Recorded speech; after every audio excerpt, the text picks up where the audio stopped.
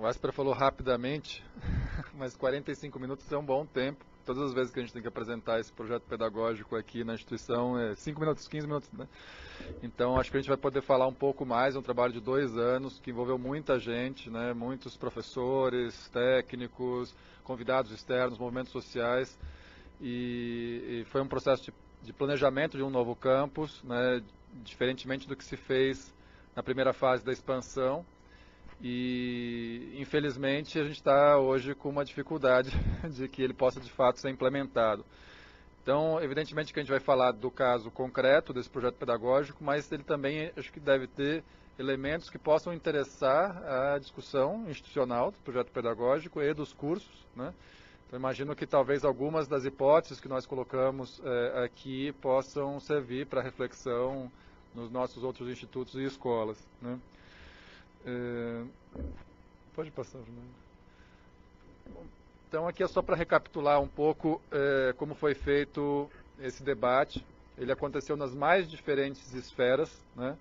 Desde salão de igreja na Zona Leste, com movimento social, audiência na Câmara Municipal, audiência na Assembleia Legislativa, várias discussões aqui nos nossos conselhos, no Conselho Universitário, no Conselho de Graduação, no Conselho de Planejamento, workshops, né? A gente fizemos seminários e workshops, alguns deles com convidados internacionais, né, para o qual tivemos patrocínio do Conselho de Arquitetura e Urbanismo, depois workshops temáticos para cada um dos cursos que estavam sendo desenvolvidos. E uma das novidades foi o fato de que o Conselho Universitário definiu uma comissão, Universidade e Sociedade, com 24 membros, 12 membros da universidade e 12 membros dos movimentos locais, para começar a pensar a hipótese do campus. Então, o tema gerador, né, que é o tema cidades, que a gente vai tratar um pouco mais as dimensões e como é que ele se articula com o projeto pedagógico, ele não surgiu do nada, ele não surgiu de uma varinha de condão. Surgiu tanto de uma avaliação interna institucional, quer dizer, dos nossos cursos que ainda não tínhamos, né, porque a gente a princípio não estava ainda replicando cursos existentes, da maneira como eles poderiam ser agrupados de forma temática, e também de uma discussão que aconteceu em 2013, início de 2014, intensamente com os representantes que, de algum modo, estavam ali colocando as demandas, os anseios da população local, de que o tema gerador para esse campus deveriam ser os problemas das cidades, né, da vida nas cidades, de como as políticas públicas se realizam no dia a dia, no território urbano, né? E, evidentemente, que esse não é um problema da Zona Leste, né? Eu acho que é uma das questões interessantes desse problema, porque ele é escalar, quer dizer, ele pega desde a dimensão do bairro vizinho, do campus, até das megalópolis mundiais, e ele é um problema global, né? Sobretudo das grandes cidades do sul global, os seus desafios de gestão, né, de participação, de implementação de políticas e tecnologias urbanas mais sustentáveis, mais democráticas, para cidades mais justas, né? E também o fato de que era uma oportunidade de trazer para dentro da universidade uma dimensão ainda pouco evidente nos nossos institutos e escolas, que é a dimensão territorial, né? Então, vocês vão ver pelos cursos, né, inclusive pela presença da geografia aqui, que o campus e o Instituto das Cidades vai propor diálogos com os nossos outros campos. Nesse breve histórico, só para lembrar um pouco da luta da Zona Leste por universidades, né? Então, todos nós acompanhamos a implantação do campus da USP na Zona Leste, o conflito e a mobilização que foi necessária para que a USP chegasse a essa região da cidade, né? Que é uma região tradicionalmente da classe trabalhadora em São Paulo, né, por onde começou a industrialização de São Paulo, na base do Tamanduateí, depois no Brás, Moca. Então é o reduto, né, da classe trabalhadora. Então a ida da universidade a essa região da cidade não é uma luta menor, né? É uma luta pelo sentido da universidade, da produção do conhecimento, da relevância social da universidade. E ao mesmo tempo a Zona Leste não tem quase universidades públicas, né? Tem o campus da USP, né, com seus 9 cursos. Está agora instalando-se o Instituto Federal e a nossa iniciativa com o Campus Zona Leste. Então, a gente fez uma avaliação de todos os cursos de ensino superior da Zona Leste, né? 98% são privados, né? E nós temos uma meta do Plano Nacional de Educação de chegar a 40% da oferta de vagas públicas no ensino superior. Então essa discrepância também que é gritante, quer dizer, a Zona Leste é um mercado do ensino privado precarizado, de má qualidade, e evidentemente eles entendem que o acesso à universidade pública não é apenas o acesso à faculdade de graça, mas acesso a uma outra relação com a produção do conhecimento, com a transformação da realidade, com o entendimento do mundo, né? Pode passar. Então, a mobilização que foi feita para se conseguir a USP Leste também foi feita para se conseguir a Unifesp Leste, né? Na discussão sobre quais seriam as possibilidades de localização de terreno, né? Então, inúmeros abraços ao terreno, ocupações, negociações com prefeitura, para que se pudesse ter um terreno oportuno para a implantação do campus. Eu vou falar um pouco mais à frente dele. Pode passar. Bom, esse terreno ele condensa em si, ele é um terreno generoso, quer dizer, ele tem 170 mil metros quadrados, né, o tamanho do nosso terreno também de Osasco, de Quitaúna, de São José dos Campos. Então nós já tivemos situações e ainda temos, né, difíceis de equacionar em alguns dos nossos campi que não tiveram políticas de terra e não conseguiram ter uma definição, uma equação correta de terrenos para a sua consolidação e expansão futura. Então, nesse caso, é um terreno que permite não só o Instituto das Cidades, mas talvez outras iniciativas futuras, né? E ele tem dentro dele um histórico interessante, porque ele foi inicialmente uma chácara de japoneses, na agricultura japonesa. Eu vou mostrar um pouquinho a situação dos chacareiros em torno. Hoje é um dos temas mais avançados da discussão urbana, é a retomada da agricultura urbana, né, e da proximidade entre a produção e alimentação saudável, exploração dos lotes vagos nas cidades, né? Então nós temos aí uma história desse uso.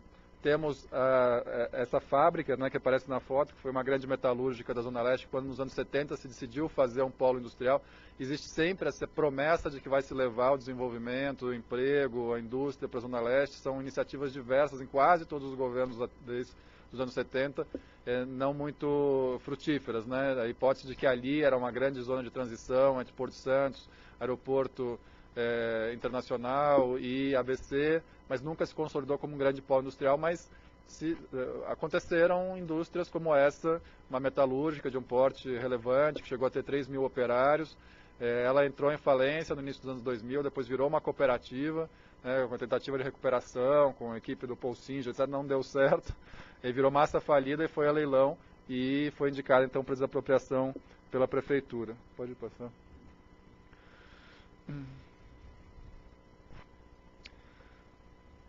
Bom, então já comentei um pouco sobre a relevância do tema cidades, né? Cidades a gente não está entendendo estritamente como apenas as cidades. Primeiro, elas estão num plural, são todos os portes de cidade. No Brasil, 90% dos municípios têm menos do que 10 mil habitantes, né? Então, desde a questão das pequenas cidades, da rede de cidades, dos vários tipos de assentamentos urbanos, né, até as grandes metrópoles, né?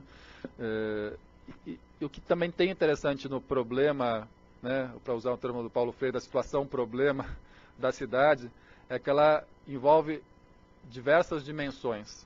Envolve dimensões muito práticas, infraestruturais, tecnológicas, e envolve dimensões culturais, espirituais, civilizatórias, né? Então, a cidade é, digamos, a grande manufatura da civilização humana, né, como ambição de possibilidade de construir um outro mundo. Então, a possibilidade de entender, inclusive, qual é o colapso das nossas cidades e qual é ainda a possibilidade de emancipação através das cidades é uma questão relevante para várias áreas do conhecimento. Não é apenas uma questão instrumental de resolver dimensionamento de fluxo, gestão de multidões nas cidades. Também tem isso, mas também tem dimensões espirituais da vida urbana, né? Pode ir passando, por favor. Então, a cidade é esse grande tema, né? Ela é objeto, ela é sujeito, né? Ela é palco, ela é ator, ela é produto, ela é processo. Ela permite uma formação teórico-prática, crítica e criativa, com aprendizado a partir de problemas, casos reais, né? Então, essa imersão dos alunos na cidade, na vivência da cidade, com unidades curriculares acontecendo também fora do campus, acontecendo, né, nos locais concretos dos problemas, dos conflitos a serem trabalhados, né? Também ela tem aí dois links possíveis com hipóteses, né, que a LDB coloca, que a professora Emília mencionou agora de manhã, né? Primeiro, que a discussão sobre o direito à cidade também envolve toda a discussão sobre, cidade e cidadania. A cidadania depende de um certo tipo de democracia urbana, da cidade também como polis, como realização dos direitos da cidadania, né? E também a cidade permite esses trânsitos entre escalas, territórios, culturas, com muita capacidade de evidência, né? Através dos casos urbanos, né? E, por fim, ela articula diferentes áreas do conhecimento, né? Então, nós temos, vocês vão ver pelos cursos propostos, que evidentemente entram áreas das engenharias, mas também das humanidades, ciências sociais aplicadas, da área ambiental, né, da geografia, enfim, também humanidades, mas com toda a discussão territorial, né? E dimensões culturais, que evidentemente estão em vários desses cursos, né? Pode passar. São algumas imagens que a gente utilizou nos debates sobre o tema gerador cidades, tanto nessas atividades lá, com os movimentos da Zona Leste, em audiências, né? São imagens da cidade, de uma série que um fotógrafo chamado Gaópido fez, de helicóptero em São Paulo de 2000, que vai mostrando um pouco, desde aquele primeiro slide, que é a nossa cidade cartão postal, né? Dali Paulista, com MASP, Trianon, né? Até essas outras situações urbanas, né? Que a gente poderia fazer um paralelo até com um texto do Chico de Oliveira, o Ornitorrinco, né, que ele tenta explicar recentemente a sociedade brasileira a partir dessa metáfora zoomórfica, né, de um animal estranho, né, como o ornitorrinco, parado na encruzilhada do desenvolvimento, da evolução das espécies, né, como dizia o Darwin. Né. O Brasil contempla essas situações muito desiguais, muito combinadas também, né, de modernização, de atraso, de fragmentação das suas iniciativas, obras que não ligam nada a lugar nenhum, contradições diversas do espaço urbano e grandes desafios de gestão dessas situações, né, ambientais, sociais, na moradia, né, e uma situação de expansão de área de moradia na Serra da Cantareira, né. E também a cidade como potência criativa de transformação, de mobilização, de articulação, de conhecimento, de reconhecimento das pessoas como sujeitos da sua própria história, dos seus próprios corpos, né? Aí uma praça, só não precisa passar tão rápido, uma praça em Belo Horizonte, que o prefeito Lacerda recentemente proibiu usos do espaço público sem autorização municipal e de multidões, que, né, multidão é mais do que 3 pessoas, né? E aí eles fizeram uma tomada dessa praça que tinha sido recém-reformada. Essas fontes eram evidentemente fontes contemplativas e eles transformaram na Praia dos Mineiros, né, que não tem praia, no centro da cidade. Todos os sábados, faça sol, faça chuva, eles vão e ocupam essa área. Como um exemplo, né, a faixa anterior que estava mostrando ali é de um movimento em Recife, do Ocupa Estelita, que foi uma grande resistência contra mega empreendimentos que estavam a fazer no centro de Recife. 2 grandes torres foram feitas, mas as outras foram barradas por vários tipos de iniciativa, né, não só de mobilização, mas iniciativas na justiça. As universidades locais se mobilizaram e denunciaram a maneira como estava sendo aprovado, sem análise de impacto ambiental, de vizinhança, né. Bom, aí são imagens da cidade também como força transformadora. Quer dizer, a cidade não é apenas um melting pot de problemas, ela também é um outro grupo chamado Baixo Centro, que fez essa intervenção no Minhocão, né? Então a ideia de reconversão de uma grande infraestrutura urbana, hoje talvez inadequada para a cidade, está sendo pensada e transformada pelos seus usuários. Pode passar. Rebatismo, né, da Avenida Roberto Marinho, como Vladimir Herzog, enfim, também toda essa discussão sobre os nomes e geografias dos lugares da cidade, quem batisma, qual é a história oficial que se conta através dos monumentos e do patrimônio histórico, quem tem direito à memória na cidade, ao patrimônio na cidade, quem, né, cadastra isso como registro daquela sociedade, daquela civilização, né? E as escolas ocupadas pelos secundaristas no ano passado, que inclusive daqui a pouco estão entrando aí vários dos que foram desse movimento nas nossas faculdades, e temos que saber como dialogá-los, porque, sobretudo, mais do que discutir se a reforma era assim, assado, mas reiteraram de que os estudantes são sujeitos do ensino, não objetos do ensino, né?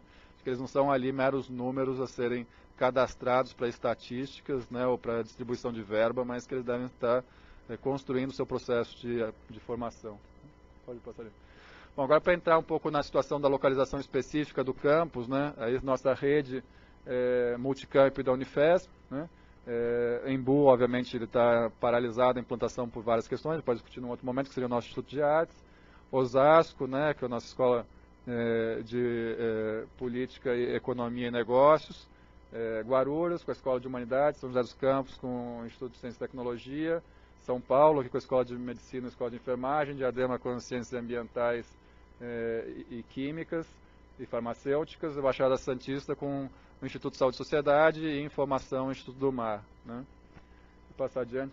Interessante entender que esse cinturão nosso de crescimento na região metropolitana, né, se dá num cinturão de vulnerabilidade social, de pobreza. Né?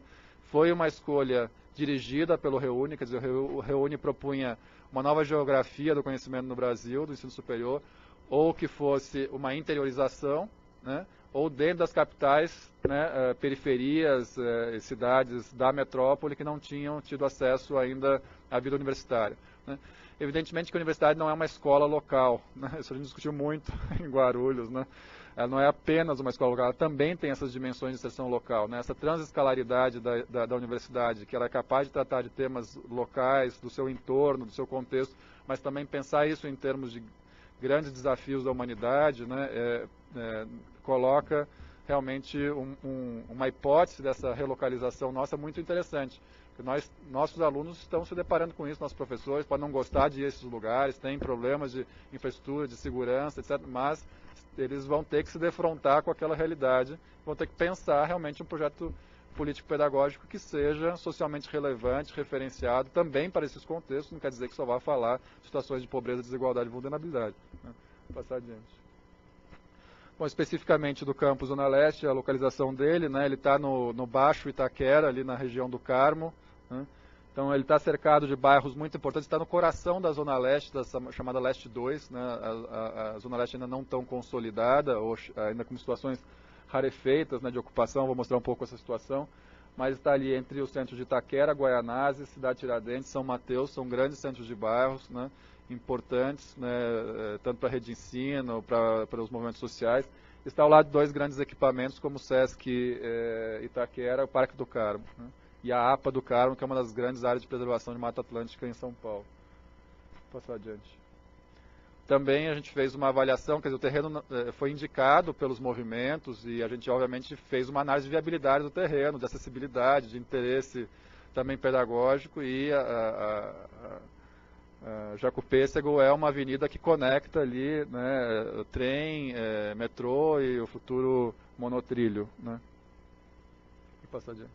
Bom, aí um pouco para falar, o entorno é entendido, quer dizer, a gente começou a mapear situações que aconteciam no entorno do campus, porque elas são também sujeitos e contextos do projeto pedagógico. Né? Então, nós não poderíamos pensar o desenvolvimento do projeto pedagógico ignorando o contexto de entorno. Então, aí a tradição de cinturão verde, chacareiro, de cultura japonesa, então várias das ruas são com nomes de japoneses, no Parque do Carmo tem a famosa festa da floração das cerejeiras, então existe uma tradição, inclusive, de relação com o território, né, que para nós é muito interessante esse diálogo, então a gente está em contato com as associações desses chacareiros. Inclusive a rua de trás do campus tem um nome, Sho Yoshioka, né, que também foi um chacareiro local, e pai de uma professora nossa na FAUSP, que dá aula de canteiro experimental na FAUSP. Né, foi uma coincidência. Né. Passa adiante.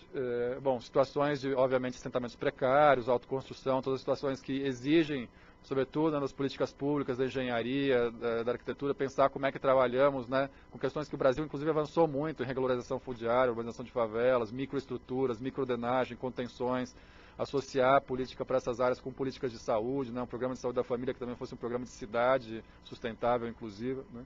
Passa adiante.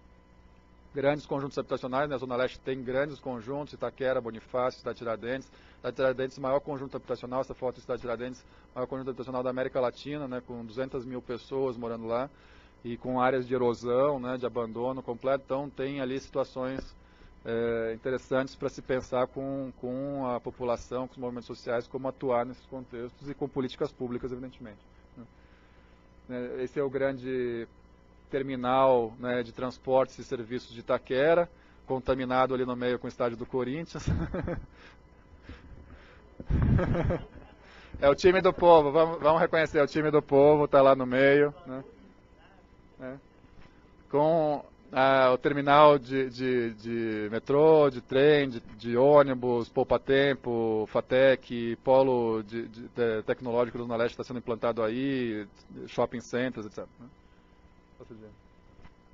Outra situação vizinha nossa, então a APA do Carmo, quer dizer, é um lugar interessante, pensar se vai não ter formação de geógrafos e engenheiros ambientais, é um lugar de campo, que inclusive para outros cursos nossos pode ser um espaço muito interessante de trabalho, né, nas grandes florestas urbanas, essa é uma das nossas poucas grandes florestas urbanas aqui em São Paulo, né, ao contrário do Rio, que tem grandes florestas urbanas. E aí, para quem não conhece, né, o Sesc Itaquera, que é um equipamento que inclusive nos recebeu e fez atividades conosco, o movimento social também algumas vezes. Pode passar. O Parque do Carmo, né? Inclusive com um observatório astronômico. Quando a realidade está muito ruim, a gente vai lá olhar as estrelas. Renovar as esperanças místicas. Né? Passa adiante. Bom, e ainda a hipótese de que pode ainda ser um polo industrial, quer dizer, mais do que ser um polo de grandes indústrias, né, poluentes, hoje está se discutindo qual é o modelo de geração de emprego que pode ser oportuno para a Zona Leste. Teve um seminário agora recentemente na USP Leste, há 2 semanas atrás, com a prefeitura, com empresários e cooperativas, tal, que eu tive presente também. Passa adiante. Bom, e evidentemente, além dessas instalações físicas todas, tem a população no entorno. Aí é uma imagem de um dos atos na frente do terreno, né? População, movimento de moradia, reivindicando a universidade. A gente não quer só comida, teto, a gente também quer a universidade. Né? Passa adiante. Bom, no nosso terreno, ele também, além de ter tido esse histórico de agricultura e indústria, ele tem uma área de preservação com 2 nascentes. Então ele tem os franceses falam dessa mixité, né, de situações, de usos que podem ser muito interessantes de pensar, porque a fábrica não vai ser totalmente demolida. A ideia é que a fábrica seja o espaço das grandes oficinas, canteiros experimentais, laboratórios, das áreas de engenharia, arquitetura. Né? Passa adiante. Então, que uma certa memória do trabalho, a gente conversou já com operários diversos, né, que trabalharam lá, que a memória do trabalho, que é uma memória também da classe trabalhadora, não é só uma memória do capital, possa reaparecer na manutenção dessa parque industrial, não mais como uma indústria estrito sensu, mas como um espaço ainda de pensar essa dimensão entre formação e trabalho, né, que, por exemplo, o MST chama de pedagogia da alternância, que envolve os alunos em construções práticas, né, de oficinas e canteiros experimentais, produção de pequenos elementos que podem depois ser levados às comunidades, construídos juntos, centros comunitários, coisas desse tipo.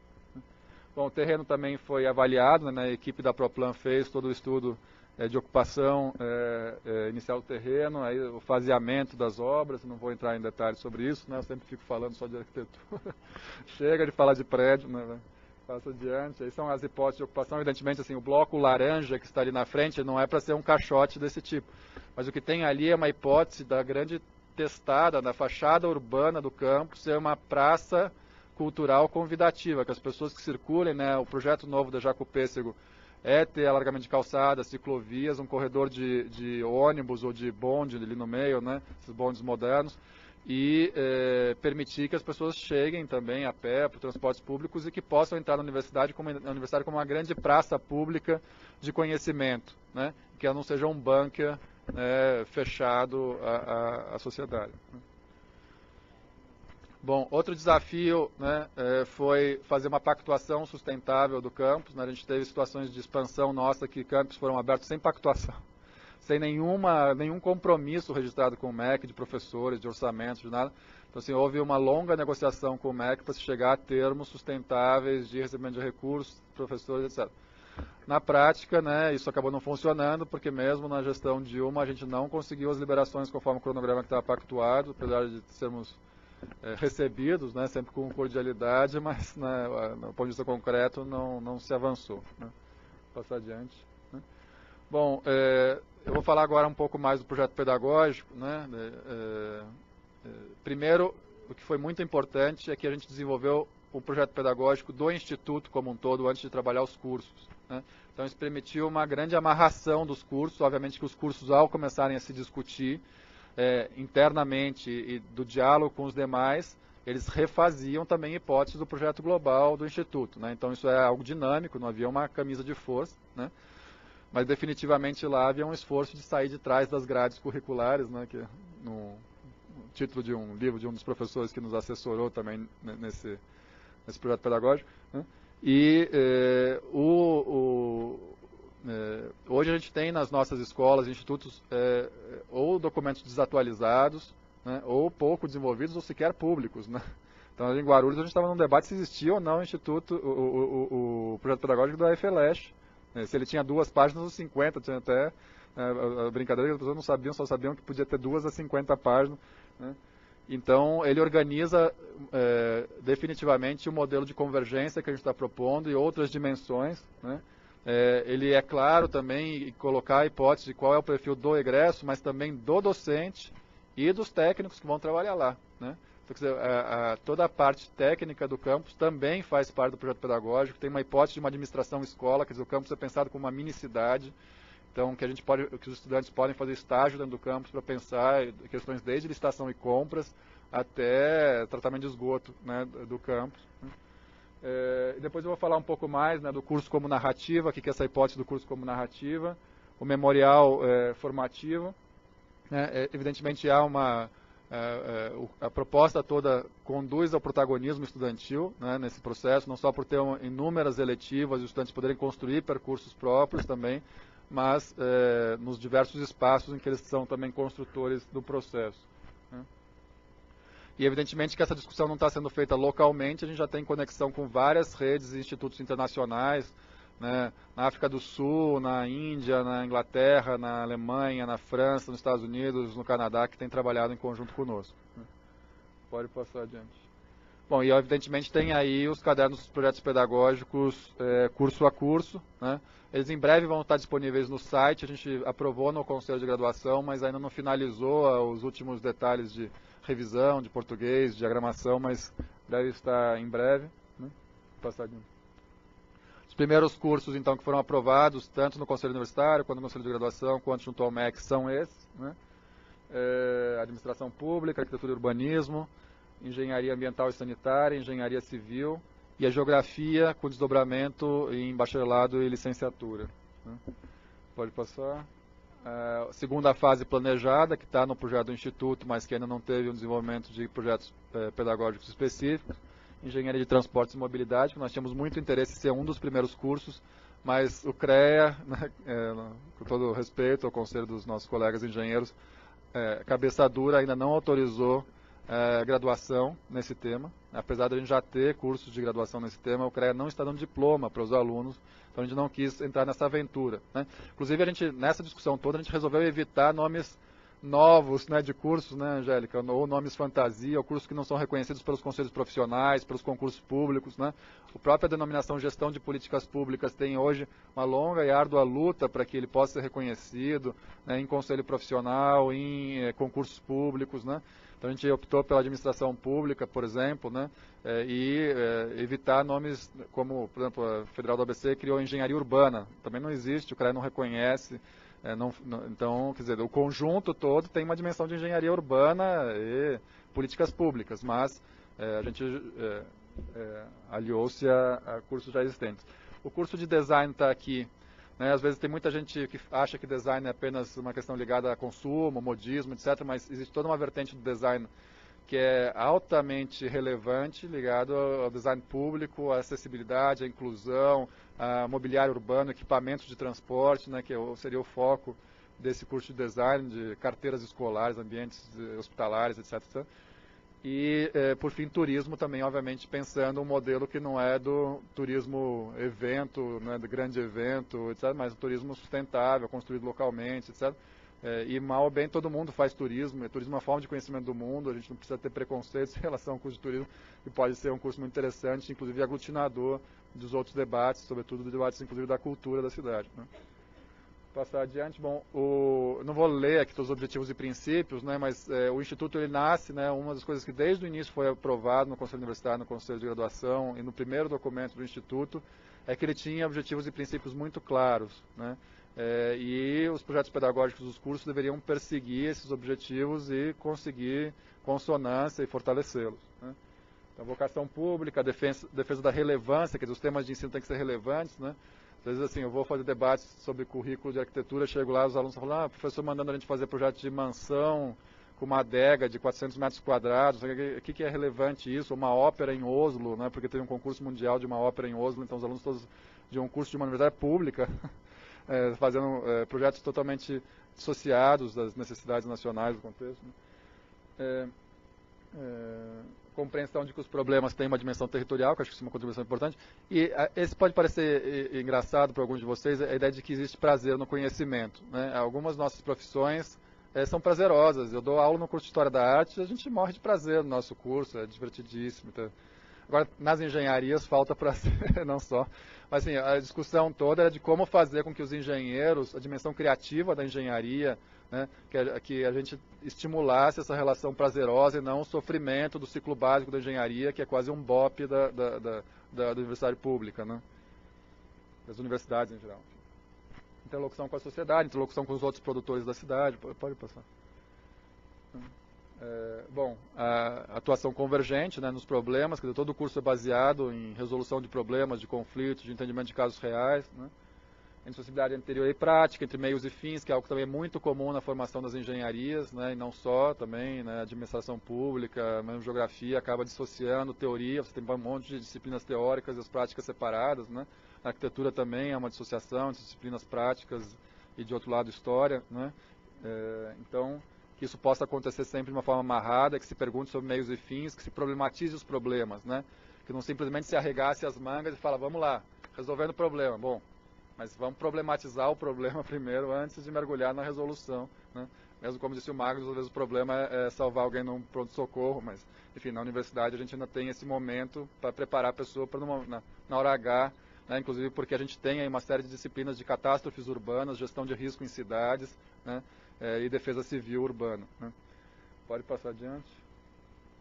Bom, essa é a nossa matriz de cruzamento, né? Entre fundamentos político-pedagógicos, na verdade são os valores do curso, né, as disciplinas, os cursos ali em cima em amarelo ficaram mais claros, e as linhas interdisciplinares. Então, as linhas interdisciplinares fazem um cruzamento de amarração, quer dizer, os cursos dialogam entre si, mas eles têm linhas interdisciplinares que propõem unidades curriculares articuladoras, são nós dessa rede. Né? Pode passar no próximo, aparece um pouco maior. Essas linhas interdisciplinares, né, os professores devem estar tanto num curso como numa linha. Isso é o mínimo que ele deve estar para conseguir construir essa tessitura desse processo de convergência. Né? Bom, passa adiante. Não sei se todo mundo conseguiu ler, mas enfim, está disponível depois. Daqui a pouco já meu tempo está esgotando. Bom, a opção pela ideia de convergência, né, nós fomos doutrinados pelo ESPER, pela convergência, convencidos, não só doutrinados, não só eu, mas assim, o grupo todo que está trabalhando nesse projeto pedagógico, né, pró-reitoria de graduação, pesquisa, né, e a gente evitou dois caminhos iniciais que poderiam ser os caminhos hoje mais, talvez, da moda, desculpe falar isso, mas assim, que as pessoas estão indo, inclusive porque tem projetos muito interessantes, relevantes, sendo feitos dessa maneira. O ciclo básico é mais antigo, né, mas ainda continua se fazendo ciclo básico, felizmente a gente tem até cancelado alguns dos nossos ciclos básicos, o Diadema acabou de desistir do ciclo básico, né, mas a ideia do bacharelado, né, que a gente tem aqui experiências de bacharelado na Unifesp, tem no nosso vizinho a Federal do ABC, né, na UMAR teve aqui, no nosso congresso acadêmico defendendo o modelo de bacharelado. No nosso caso, a gente fez uma longa discussão, inclusive que alguns dos assessores nossos são da Federal do ABC, de que poderíamos pensar um bacharelado em ciência e tecnologia urbanas, em cidades, né. Na verdade, é um título que não serve para muita coisa, né, nem de formação, nem de mercado de trabalho. Mas o que a gente entendeu como principal limitação do modelo bacharelado interdisciplinar é que tem uma formação mais ou menos homogênea dos estudantes. Né? Mesmo que eles possam optar por disciplinas, há uma formação muito comum. Né? E que nós entendemos que para construir a convergência é preciso construir identidade, alteridade, né? Quer dizer, para você ter que construir a sua identidade para entender a identidade também do outro e construir o diálogo sobre os problemas complexos e atuar de uma maneira convergente. Então não adianta todo mundo ser mais ou menos engenheiro ou administrador público, a gente vai ter que ter, né, essa formação disciplinar de uma forma crítica, ninguém está falando para fazer uma formação disciplinar convencional, é crítica, atualizada, revisitada, né, alargada, né, quando for necessário, mas a gente também não entende que dentro dos problemas complexos de uma sociedade de massas, como é a sociedade mundial, a gente vai voltar a ter um homem universal, um modelo renascentista, que vai dominar tudo sobre ciência, tecnologia, humanidades, enfim.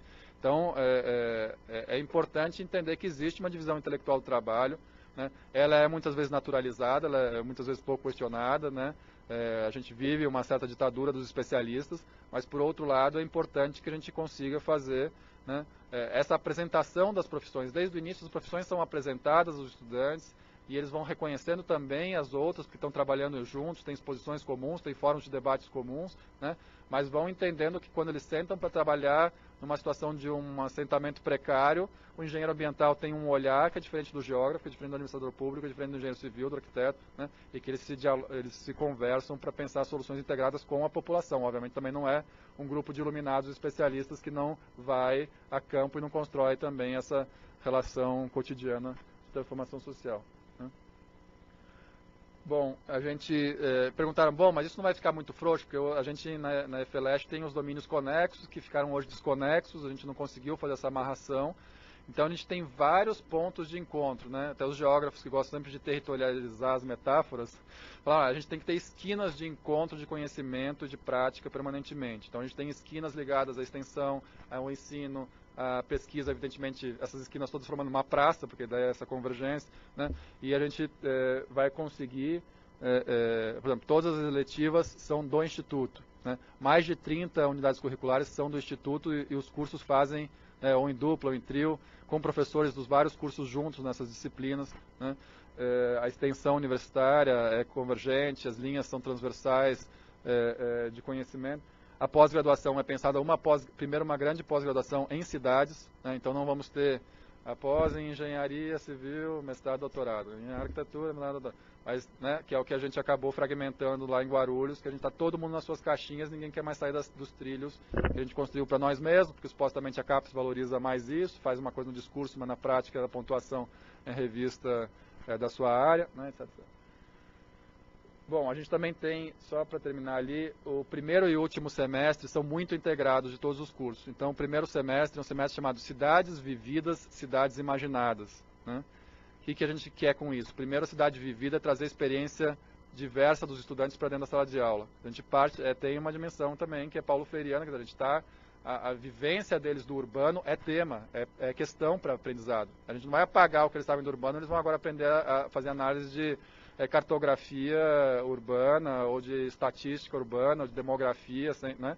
Então essa vivência chega de cara, é um semestre muito aberto, muito experimental, e eles têm que, ao mesmo tempo, conseguir relatar, descrever, problematizar a cidade vivida e dar o passo seguinte para a cidade imaginada. É um exercício de utopia, mas é também um exercício de imaginação, de criatividade, de horizontes, de transformação, de possibilidades, né, de rebatimento entre as suas profissões e o que é uma sociedade em movimento, né. Além disso, todos os semestres ou anos, né, depende aí, tem grandes fóruns, né, a gente apresenta toda a produção da escola, né, do Instituto, no final de ano, com uma exposição aberta a público, com debate, com simulação de audiências de orçamento público, orçamento participativo, evidentemente, né, enfim, e que a gente possa pesar as soluções que foram ali apresentadas, né, e depois eu vou falar um pouquinho do memorial, né, pode passar adiante. Bom, aí é só um quadro para vocês verem como a disciplina, né, cada curso tem uma cor aí, como tem muitas disciplinas que são compartilhadas, pode passar. Depois, as eletivas. A gente resolveu organizar as eletivas porque a gente viu nos nossos institutos e escolas que você tem uma profusão de eletivas que elas não se aglutinam, né? O aluno faz aquilo lá quase como opções de cultura geral, ele quer um pouquinho daquilo, um pouquinho daquilo. Óbvio que isso também é importante, que ele experimente conhecimentos de campos diferenciados, mas a gente optou por agrupar algumas eletivas, né? A grande maioria das eletivas seria agrupada, né, de 3 em 3, 4 em 4 eletivas, formando um conjunto de conhecimento um pouco mais intenso e aprofundado sobre aquele tema, permitindo que ele tenha uma certificação de competência de complementação de estudos. Então ele recebe o diploma dele de administração pública ou de engenheiro e tem algumas competências extraordinárias que foram dadas por essas certificações específicas das eletivas, né? Então algumas delas ali, ó, de Estado e Políticas Públicas, tem políticas e projetos em cidades de pequeno e médio porte, ou governança e participação em cidades democráticas, né? No território, trabalho e desenvolvimento tem uma sequência de eletivas chamada mobilidade urbana e outra de desenvolvimento de tecnologias sociais. e assim vai, né? Então, gestão da informação em cidades, realidade virtual e expandida nas cidades, etc, etc. Então, vocês veem aí que esses agrupamentos permitem que os alunos entendam melhor como concatenar as disciplinas e não ter assim apenas um cardápio de 100 eletivas ao léu, né? Bom, agora para encerrando, né, a apresentação, para vocês entenderem um pouco mais como é que os cursos funcionam na prática, da matriz curricular, eu vou mostrar muito rapidamente a matriz curricular de 3 dos 6 primeiros cursos, mas só os temas geradores por semestre, né? A ideia do curso como narrativa é de que o estudante entenda que existe um percurso a ser feito, que ele tem opções nesse percurso, mas o curso propõe contar uma história formativa, né? Então o estudante vai passar semestre a semestre por temas que são temas organizadores daquelas disciplinas daquele semestre, né? Não impede que as disciplinas também tenham alguma liberdade relativa, mas elas têm que trabalhar em diálogo com aquele tema-problema semestral, né? A gente evita com isso aquele modelo de curso labirinto, né, o currículo labirinto, que o aluno vai lá só como se fosse batalha naval, caçando crédito, tentando descobrir o que ele precisa fazer, né? Então, ele vai ter, nós entendemos, uma consciência do processo formativo desde o princípio, com uma clareza do percurso que está sendo proposto, né? E além dos percursos complementares, as trilhas complementares que ele pode fazer. Nós propusemos um memorial formativo. O que é esse memorial formativo? É um livro que ele vai escrever ao longo da sua formação, né? Não é um livro tradicional, enfim, inclusive pode trabalhar com desenho, colagem, fotografia, todo tipo de recorte, além de registro, poesia, né?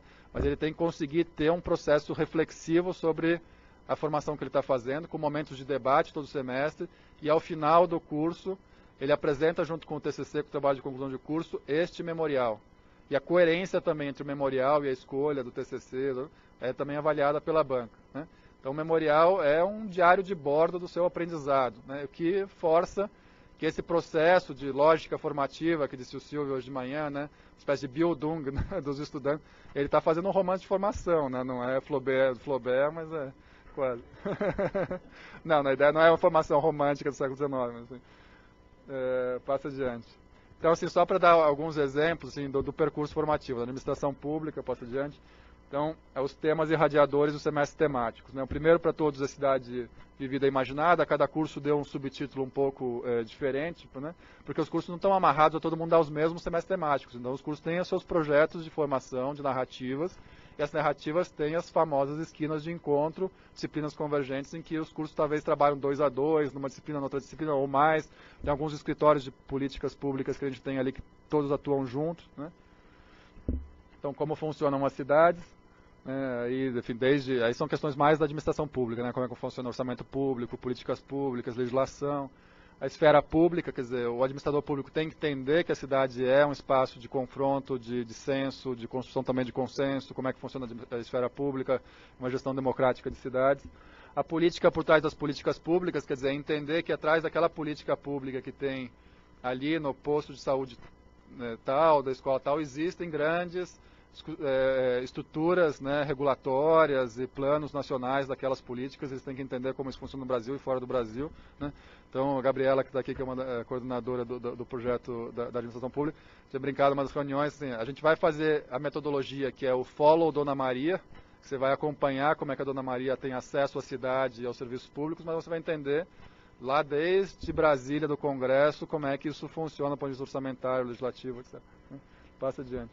Então, terminando aí da administração pública na prática, então entender como é que é um dia a dia de uma organização pública, de licitações, de compras, de convênios, né, logística, etc. A gestão de metrópoles, que é um semestre que converge muitos cursos nesse trabalho de gestão de metrópoles, que aí entra mais planejamento territorial e todas as interfaces entre municípios, políticas públicas que são transmunicipais.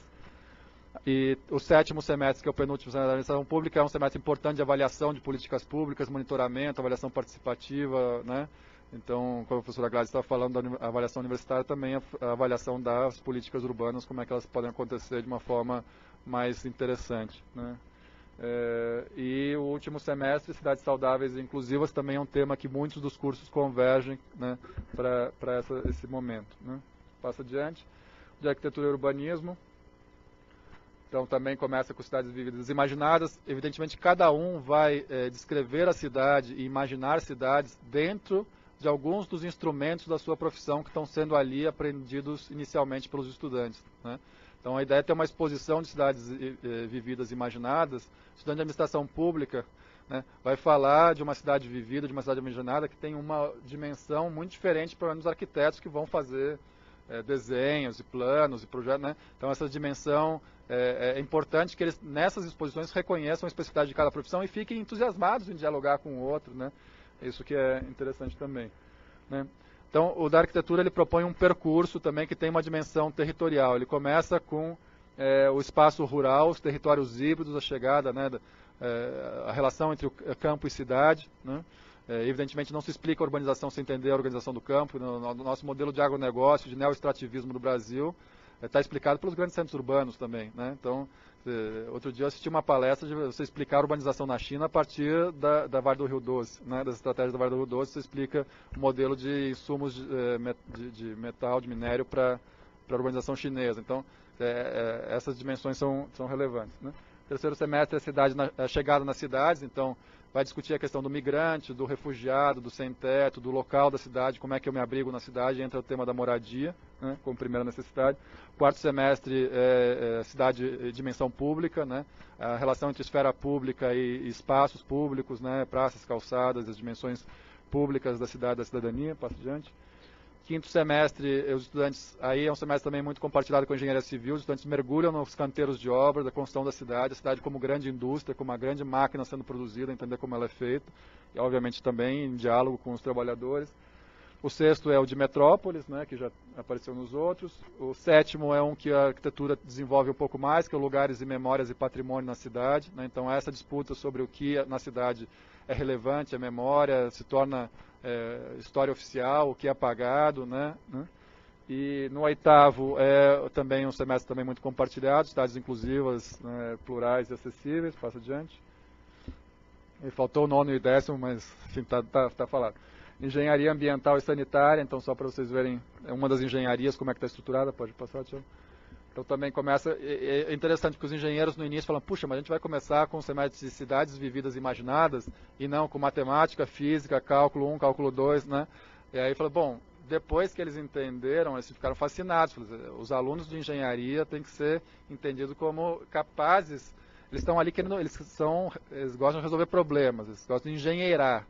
Você colocar ele durante 2 anos só aprendendo, né, com alto índice de evasão, de repetição, ficando aprendendo matemática, física, dissociada dos problemas reais. Então, primeiro é um semestre, né, inclusive um professor da administração pública que teve num dos workshops falou, é um grande semestre de convite à vida universitária. O que é estar no espaço da vida universitária, de conhecer quais são os desafios da vida universitária, de acolhimento, né, e de invenção na universitária, de se entender como sujeito da construção do processo universitário também. Bom, aí depois eles entram no segundo semestre, mas não é um semestre tradicional, é modelagem do ambiente que você discute, né, o meio ambiente utilizando ciências, mas muito através de quase que um ensino epistemológico, fenomenológico, merleau-pontiano da ciência, enfim, que coloca ali, de fato, muitos laboratórios de práticas de ver isso acontecendo. O terceiro é água e cidade, né, pode parecer um tema só de crise hídrica, mas a história da urbanização é uma história das águas, né? Começar desde as cidades lá na Babilônia, Eufrates, Tigre, na Alexandria, né, Cairo, a escolha dos sítios urbanos é uma escolha do acesso à água, né? Então, quer dizer, o engenheiro ambiental vai ter história da urbanização também, não vai aprender só a cálculo de hidráulica, e também vai ter hidráulica no semestre, mas vai ter hidráulica e história das cidades, né? O quarto é sociedade e meio ambiente, então entra aí políticas públicas, inclusive a relação entre saneamento e saúde coletiva, preventiva, né? Movimentos sociais, agendas ambientais, movimentos ecologistas, qual que é a Agenda 21, quais são as novas agendas, né? Estocolmo, etc. Então ter uma atualização sobre o debate internacional da agenda ambiental, né?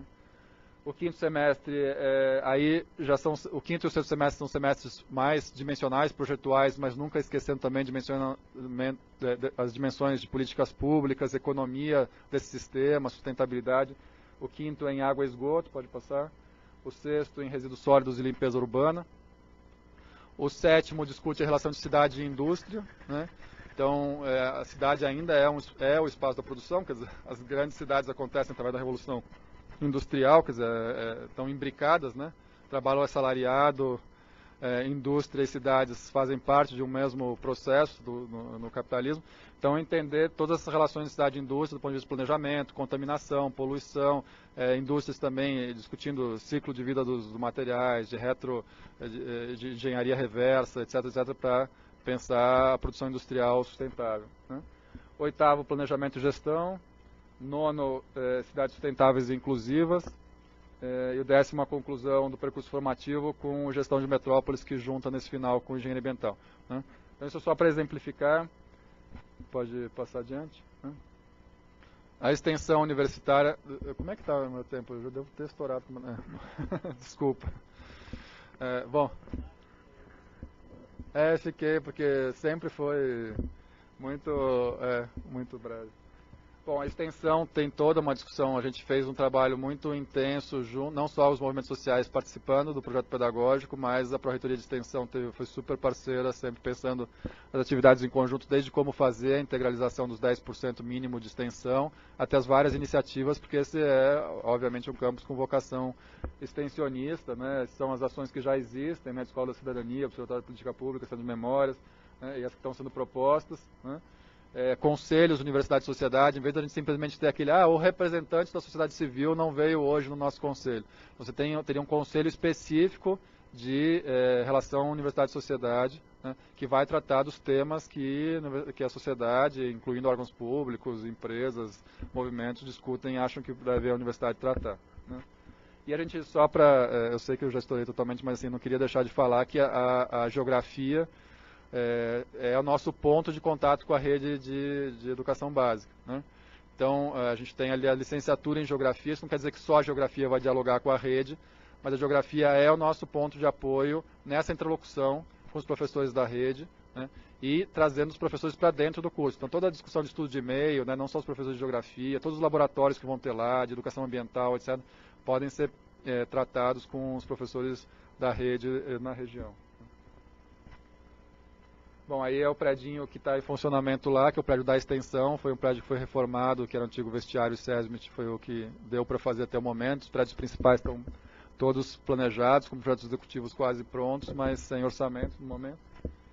E é interessante que este prédio, também por uma iniciativa da extensão com os movimentos sociais, ele recebeu o batismo de 3 militantes, ativistas aí da luta popular, né, o Valdemar Rossi, que todo mundo conhece, a Zorilda Maria dos Santos, que foi militante do movimento de moradia da Zona Leste, e o Orisson Saraiva de Castro, também operário e sindicalista importante da região, né. Também tem um conselho gestor com os movimentos, né.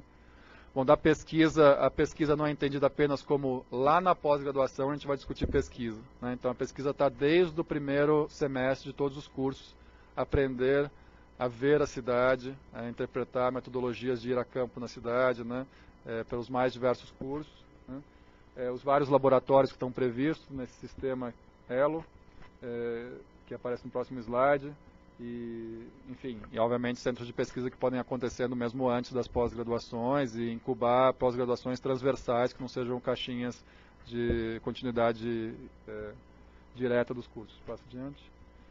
Bom, esse é o sistema dos espaços pedagógicos, né? A gente não está tratando o espaço físico como infraestrutura do curso, né?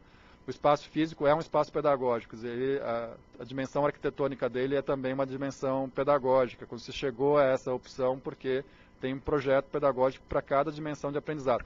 Então não tem ali, o ateliê da arquitetura primeiro ano, o escritório de engenharia tal ano, ou a escola de governo da administração pública. Todos os espaços pedagógicos estão disponíveis a todos os cursos, existe uma gerência de espaços pedagógicos, está proposta, né? Obviamente tem que organizar, hoje o desafio é dimensionar corretamente espaços pedagógicos em função dos projetos pedagógicos, das demandas que estão previstas, né? Mas então a gente tem ali os escritórios, né? Então a gente tem escritórios temáticos, cada escritório tem um tema, então não é escritório engenharia no tal, eles são temáticos, eles acumulam conhecimento dentro deles, dentro dos escritórios tem área de pesquisa, área de extensão e tem, obviamente, a área de exposição e de trabalho do escritório, né? Que eles reproduzem os temas das linhas interdisciplinares, né? Depois tem os laboratórios, né, que aí tem blocos de laboratórios, né, então, por exemplo, controle, energia e saúde no ambiente construído, biodiversidade, saneamento ambiental e climatologia urbana, materiais, sistemas estruturais, modelos e protótipos, movimento, transporte e mobilidade urbana, economia, política, memória e sociodiversidade, informação e representação, linguagens e culturas, para vocês terem ideia dos agrupamentos de laboratórios, que são aí laboratórios experimentais. E por último, as grandes oficinas que ficariam na antiga fábrica, oficina de materiais e ofícios, oficina de modelos e protótipos, canteiro experimental, central ambiental e uma oficina gráfica para as publicações produzidas pelo curso, né? Pelos cursos. Pode passar adiante?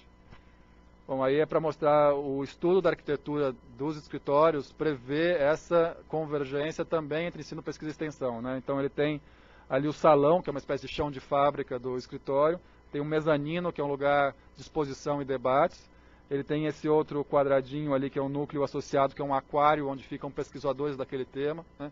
Então, o escritório do tema, enfim, ligado a saúde e cidade, vai ter ali pesquisador trabalhando naquele tema, né?